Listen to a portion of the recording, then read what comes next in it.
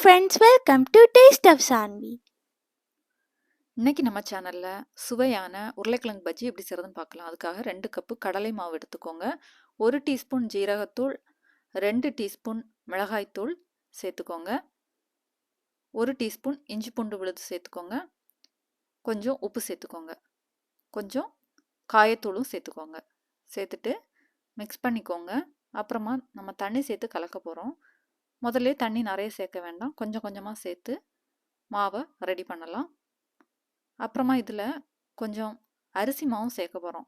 நான் இன்றைக்கி 1 table spoon அரிசி மாவு சேர்த்துருக்குறேன். அரிசி மாவு சேர்த்தோன்னா பஜ்ஜி கொஞ்சம் கிறிஸ்பியாக நல்லா வரும். இப்போ மாவு ரெடி பண்ணியாச்சு. அடுத்ததாக 2 உருளைக்கிழங்கு எடுத்துக்கோங்க. அதை தோல் சீவிட்டு இந்த மாதிரி வட்டம் வட்டமாக சீவி எடுத்துக்கோங்க. இந்த உருளைக்கிழங்கை இப்போ நம்ம தண்ணியில் கழுவி எடுத்துடலாம். அடுத்ததாக இந்த மாவில் இந்த உருளைக்கிழங்கை முக்கி எண்ணெயில் பொரிச்சு எடுத்துடலாம். உருளைக்கிழங்கை கொஞ்சம் நைஸாகவே ஸ்லைசஸாக எடுத்துக்கோங்க. அப்போ தான் சீக்கிரமாக வேகும். இப்போ ஒரு பக்கம் வெந்துடுச்சு, நம்ம திருப்பி விட்டுடலாம். இப்போ 2 பக்கம் வெந்துடுச்சு.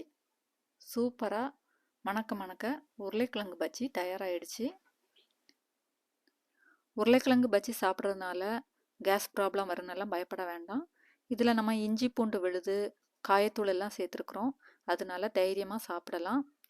இப்போ சூப்பரான உருளைக்கிழங்கு பஜ்ஜி தயாராகிடுச்சு. ஒரு தடவை கூட இதை எப்படி பண்ணுறதுன்னு காமிக்கிறேன். உருளைக்கிழங்கு ஸ்லைசஸ் எடுத்து மாவில் முக்கிட்டு நம்ம எண்ணெயில் போட்டுடலாம். உருளைக்கிழங்கு ஸ்லைசஸாக கட் பண்ணும்போது நல்லா தின்னாக இருக்கிற மாதிரியே பார்த்துக்கோங்க. அப்போ தான் சீக்கிரமாக வேகும்.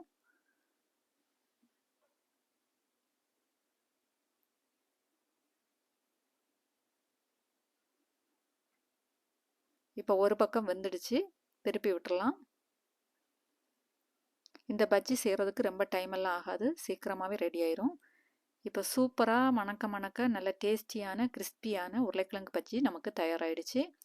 இந்த பஜ்ஜி ரெசிபி பிடிச்சிருந்ததுன்னா மறக்காமல் சேனலை சப்ஸ்கிரைப் பண்ணி சப்போர்ட் பண்ணுங்கள். பெல் ஐக்கானை கிளிக் பண்ணிக்கோங்க. அதில் ஆல் என்கிற ஆப்ஷனையும் கிளிக் பண்ணிக்கோங்க. அப்போ தான் நான் போடக்கூடிய ஒவ்வொரு வீடியோவும் உங்களுக்கு நோட்டிஃபிகேஷனில் வரும். இதே மாதிரி நீங்களும் ட்ரை பண்ணி பார்த்துட்டு எப்படி இருந்ததுன்னு சொல்லுங்கள். இந்த வீடியோ பிடிச்சிருந்தா லைக் பண்ணி ஷேர் பண்ணுங்கள், கமெண்ட் பண்ணுங்கள்.